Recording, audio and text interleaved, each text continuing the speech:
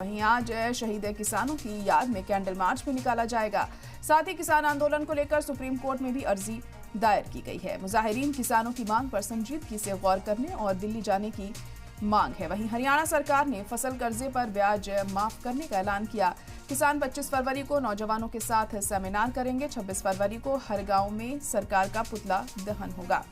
तो आज 12वां दिन है किसान आंदोलन का, जो तमाम किसान हैं अपनी मांग पर अड़े हुए हैं और सुप्रीम कोर्ट का रुख उन्होंने किया है कि उन्हें दिल्ली में एंट्री दी जाए और दिल्ली जाकर वो अपनी बात रखना चाहते हैं। और उसी के मद्देनजर उन्होंने सुप्रीम कोर्ट में अर्जी दाखिल की है कि उन्हें दिल्ली आने की इजाज़त दी जाए, क्योंकि पिछले 12 दिन से हम देख रहे हैं कि बॉर्डर्स पर ही उन्हें रोक दिया जा रहा है। इसी बात का गुस्सा इन किसानों में दिखाई दे रहा है।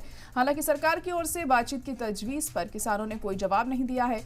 फिलहाल कोई जवाब सरकार को नहीं मिला। सरकार की जानिब से किसानों से बातचीत के लिए सरकार ने 3 वजीरों की रुकनी कमेटी तश्कील की है और आज शहीद किसानों की याद में कैंडल मार्च भी निकाला जाएगा।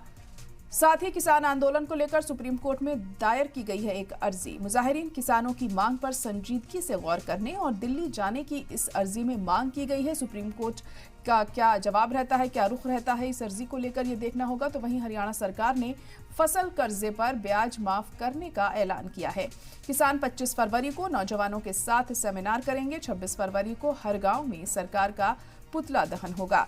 तो आज आंदोलन का है 12वां दिन। हालांकि अभी दिल्ली कूच को 29 फरवरी तक के लिए टाल दिया गया है और आपको बता दें कि लगातार जो किसानों की बैठकें हैं वो भी जारी हैं। तो किसानों के अगले प्लान और कैंडल मार्च के ताल्लुक से किसान लीडर सरवन सिंह पंढेर ने क्या कुछ कहा, ये भी सुनवाते हैं आपको।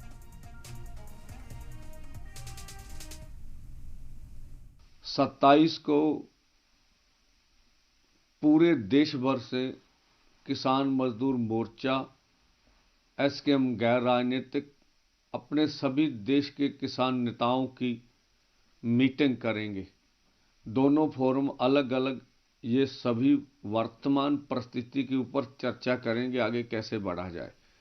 और 28 फरवरी को दोनों फोरम बैठकर जो भी उन्होंने विचार विमर्श किया का साझा विमर्श करेंगे और 29 को जाकर इसका जो फैसला किया जाएगा कि आगे का निर्णय क्या होगा।